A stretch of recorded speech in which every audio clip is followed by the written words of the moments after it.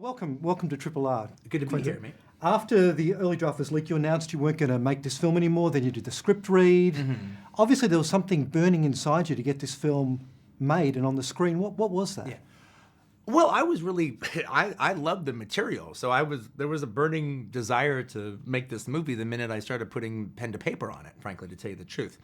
The reason I responded so drastically when the script got leaked was the fact that, well,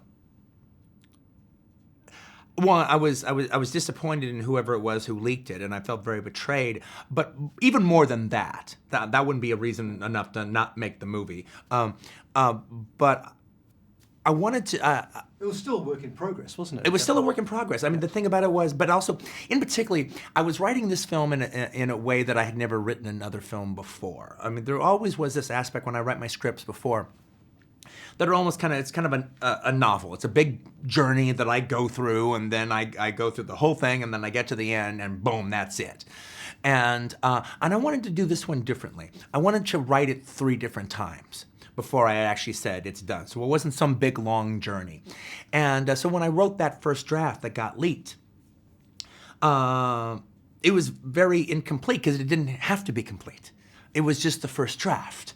And like, just to give you an example, there's a Lincoln letter in the movie that kind of carries out throughout the film.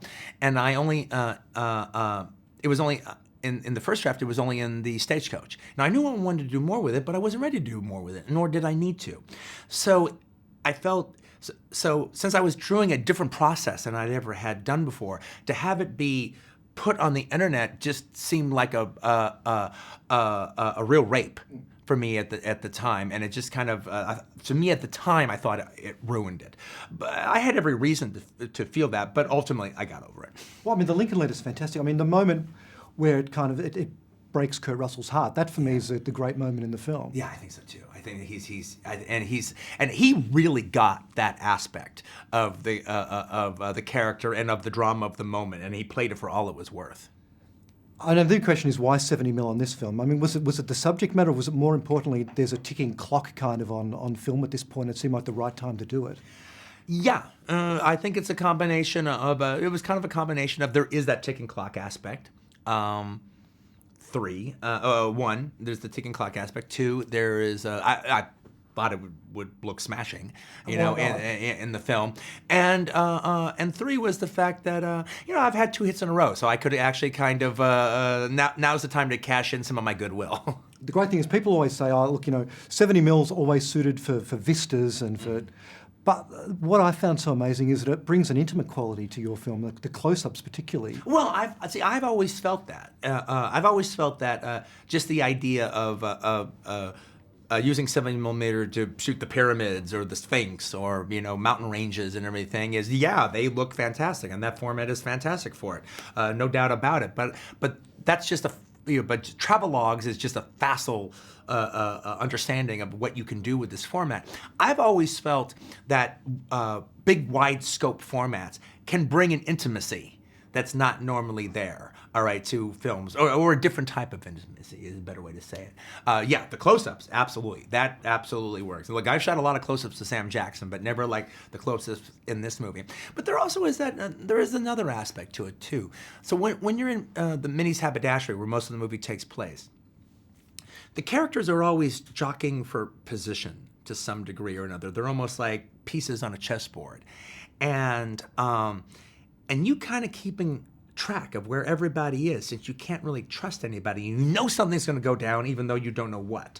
That's part of it. And so in every scene in Minnie's, there's 2 plays going on. There's the foreground play, where whoever is talking and whatever is dramatically going on at that given moment, but then there's the background play of, whether it be Joe Gage sitting at his table or John Ruth and Daisy over by the bar or whatever. And it's kind of important that you always know where everybody is, unless I don't want you to, in the course of the story. That is important the first time, but it becomes even more important the second time you see it, and hopefully the third and fourth and fifth time you see it over the course of your life. I was I was amazed watching it because obviously 70mm has made you change your shooting style to some degree as well. I assume it was all fixed lenses, so there's no zooms and so forth. Yeah, that was the big. Yeah, that was the biggest change as far as the shooting style was concerned. Was just only using prime lenses the entire time, and huge prime lenses at that, and no zoom. All right, so and I realized how since Kill Bill. Well, actually, since Jackie Brown, to tell you the truth, how used I had gotten to using a zoom, using the little creep, going in there, what they call the Mickey Rooney, and we kept thinking we were going to get a zoom lens during the course of the shoot, and that never happened. But at the same token, there's nothing wrong at all at this stage of the game having a couple of your toys taken away and having to adapt to a different style. And then the good part about it, though, is we basically just used a crane as if it were a zoom. And that gave us a really nice, professional, really kind of glorious cinema look. Tim Roth said coming back to work with you so long after Pulp Fiction, he didn't know the new version of how you filmed, the kind of atmosphere you developed on set. Yeah. What had changed between film 2 and film 8? Well, a few cosmetic things have changed.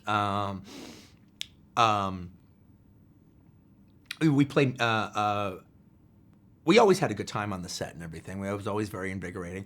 I play music a lot now, in between takes, and there's always music playing as the crew people are moving the lights around or we're moving the furniture around and stuff. And he got a kick out of that. Also, as time has gone on, he's also saw some of the bad habits that have developed on sets over the course of the years, and then he was refreshing habits we didn't have to worry about in the early 90s, and it was very refreshing for him that I didn't follow through with those habits. We have no cell phones on the set. It's a very concealed zone. I don't shoot with a monitor. I'm sitting right next to the camera. But frankly, to tell you the truth, I better be better than I was then, as far as actually just being a nuts and bolts director, because there was this aspect in the first two movies that I was learning what I was doing, and now I've been doing it for a while. It's what I do, and so I better be a better director. I was really lucky on Patrick. We had Pino Donaggio do the score. Yeah. And I remember getting that email, and it was like that was the greatest moment of my life. Pino Donaggio is going to do. I'm going to have a film with a Pino Donaggio score. I know, yeah. It must have been tenfold for you knowing I'm making a Western and Morricone's going to do the score. Yeah, it very was. I mean, one of the monumental moments of the film was going to Rome and going into his apartment. And he had read we had translated the script to Italian. He read it. His wife read it. He liked it. She really liked it. That went a long way. And sitting in his living room and talking. And you never know what you're going to get, do you? Yeah. Oh no. Well, it was funny. As we talked, he had mentioned a theme that was in his head when he was reading the script, and so I was very intrigued. Okay, well, so let's talk about this theme. What are you thinking about?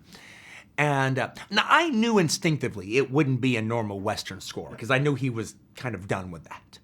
But we're not a normal Western movie, so I think that's one of the reasons why he responded to it. Were you surprised when it sounded more like a Giallo film score, though? No, I wasn't actually. I knew I wouldn't get 2 Meals for Sister Sarah. Yeah. I knew it was going to be or Robo-Dog. Yeah. Humanoid. Yeah. Robo-Dog. Yeah, the Richard Kiel film. Yeah, I knew it wasn't going to be like a 2 Meals for Sister Sarah kind of thing, because I knew he responded to the paranoia. He responded to the claustrophobia and the thriller aspect to the film. And so when he described it, he goes, well, and he didn't try to hum it out or anything. He goes, I just see this driving theme, this driving theme moving the theme forward as if the stagecoach moving through the snow, and then building up to anticipating the violence that will follow. Now, exactly what that meant, that could have gone a few different ways, but I really did love that idea. Like, I couldn't wait to hear it for the first time. I know when he scored Sahara, basically 3 reels turned up, 25 minutes worth of music, no labeling, just use it where you want. Was that similar with you? Yeah. And that's how apparently how he did The Thing as well. You know, it was we didn't even have but I actually think I think he does that from time to time, and I actually think he did that with me because I actually think he thought that I would be I would like that because that's closer to what I'm used to, having the music and then fitting it in where I can fit it in. He wrote, you know, 2 big suites that I could cut up and use any way I wanted, and then the rest of it, you know, again based just on the script, not on the movie. He hadn't seen the movie, and then just a whole bunch of other pieces that he just thought I could use how I saw fit. Well, I've got to go, but I need to thank you for making films an event again. I appreciate that, Mark. Thanks a bunch, man. My pleasure. I'm glad you feel that way. Thanks, Quentin. You got it, Mark. Yeah, Thanks yeah. a bunch.